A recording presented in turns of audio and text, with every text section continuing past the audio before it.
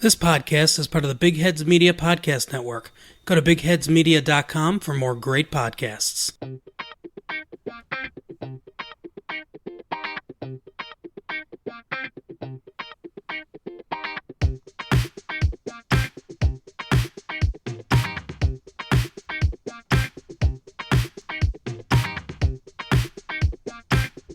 Hello, and welcome back to the Curious Kid Podcast. This is the last episode of the year 2019. Before we wrap this year up, learning about another fun topic, we want to thank all of you, all of our listeners, for your incredible support. It takes a lot of work to put together a podcast like this. Between the research, writing, recording, editing, promoting, and more. It is your support that makes it all worthwhile. This podcast is just the two of us, Olivia and her daddy. We don't have the support of writers, producers, and studio technicians like many other podcasts have. Thanks to your love and support, we have been able to grow our audience organically. Thank you for listening to us, subscribing to the podcast, telling your friends about us, reviewing the podcast, supporting us on Patreon, emailing us, and following us on social media. We notice everything you do to show your support, and it means so much to us. We read and reply to every email, and we love chatting with our listeners on Facebook, Instagram, and Twitter. We also love doing special things for our Patreon supporters to thank them for their support. Thanks a million for all that you do. We love our listeners so much. Thank you.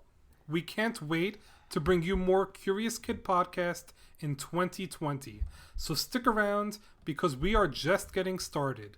Okay, let's get this episode off to a strong start. Mailbag! Mailbag! This week, our email comes from the other side of the country, from listeners in Thousand Oaks, California. It says, "Dear Olivia and her daddy Jacob, we love your podcast. Our mommy found it, and we have listened to every episode. Our favorite episodes so far have been curious about trees, curious about bones, and curious about toilets. Henry also felt very sad about Olivia throwing up in the Curious About Throwing Up episode, and he hopes she doesn't get sick again anytime soon. Our favorite part of every episode is mailbag. We love how you say it. We are identical twins, and we were wondering if you could do an episode about twins. That would be very interesting for us. Henry is also curious about happy faces and tongues. James thinks that's disgusting. Thank you for being curious about everything just like us. From your fans, Henry and James, 4-year-old, and our baby brother George, 1-year-old, from Thousand Oaks, California." That was an awesome email. Thanks, guys. We love how curious your family is.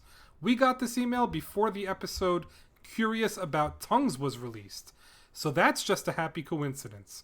Henry is also curious about happy faces. That's great because your email gave both of us a happy face. It sure did. But it's not happy faces we are getting curious about today. Today we are getting curious about twins for Henry and James. And let's not forget their little brother George. Just like George, I'm the youngest of 3 boys. Thanks so much for supporting us all the way from the Golden State. You guys are awesome. And we have a special treat for you guys. That's right, we're going to have a special guest today who's going to answer some questions about twins. That makes this the first listener suggestion and special guest combo episode. Let's start learning about twins. What's the question of the week? The question of the week is, are twins able to read each other's minds? That's a fun one. So Henry and James told us they are identical twins. Twins can be identical or fraternal. What's the difference between the two? There are lots of differences, so let's name a few. Identical twins are always the same gender. They're either both boys or both girls. And on the other hand, fraternal twins could both have the same gender, but they could also have different genders. Identical twins also have the same blood type. And fraternal twins could have different blood types. Identical twins look the same. It could be really hard to tell identical twins apart. Sometimes you need to find one or two unique differences so you don't get confused. Fraternal twins, on the other hand, don't necessarily look alike. It sounds like identical twins are more similar than fraternal twins. They sure are, and that's why they are called identical twins. But not everything about identical twins is identical. Twins never have the same fingerprints. That's right. Twins don't share the same fingerprints, even if they are identical twins. Fingerprints are something that make all of us unique, whether we are twins or ordinary siblings, family, friends, or strangers. Nobody has the same fingerprints you do. How do twins happen? Great question. Before babies are born, they start as eggs inside their mommy. With fraternal twins, the babies come from different eggs. With identical twins, the egg splits to form two incredibly similar babies that came from the same egg. Identical twins share the same DNA. What is DNA? Okay. The body is made up of tiny, tiny parts called cells. Our bodies have trillions of cells in them. One hand alone has about 2.5 billion cells in it. How big are cells? They are incredibly small. Each cell is smaller than a grain of sand. In fact, if each of the 2.5 billion cells in your hand was the size of a grain of sand instead of the size of a cell, your hand would be as big as a school bus. That's incredible, but why are we learning about cells? Because DNA is the molecule in our cells that tells our cells what to do. It has all of our information in it. DNA is your body's instruction manual for making you. DNA looks like a ladder that is twisting.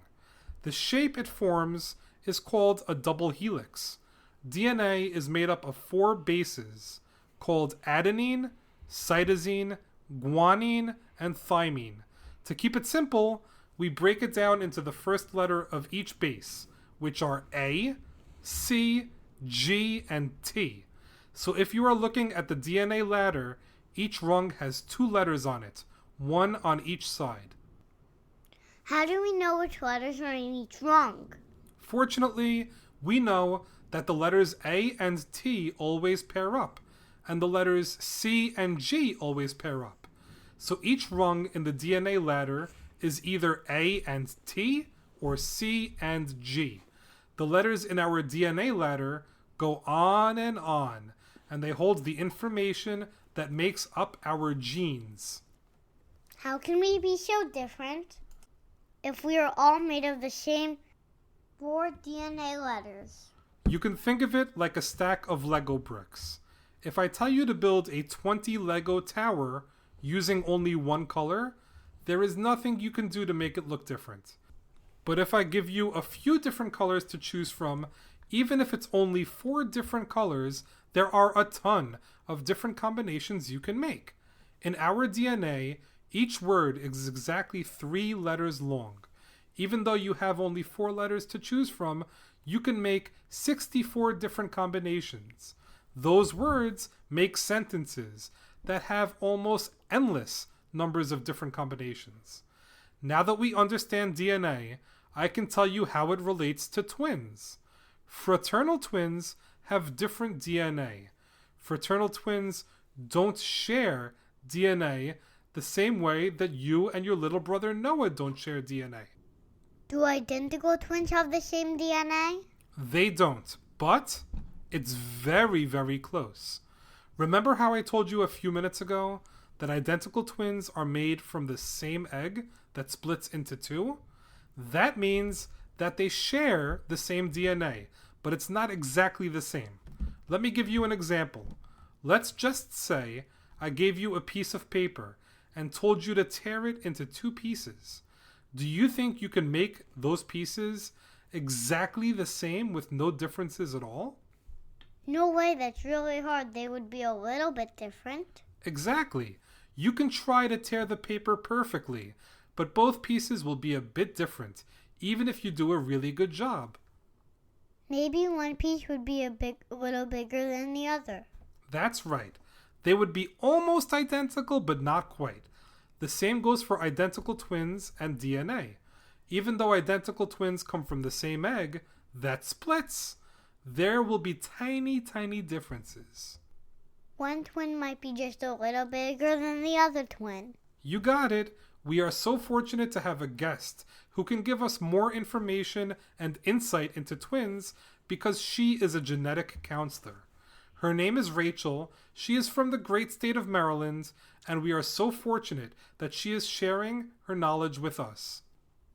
Rachel, thank you so much for being on the podcast.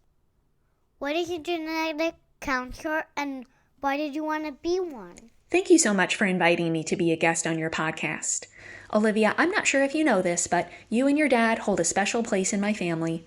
You join us for breakfast every Friday morning when we listen to a new episode of Curious Kid Podcast while enjoying muffins. It's our family tradition. I really love my career and am happy to let you know more about it.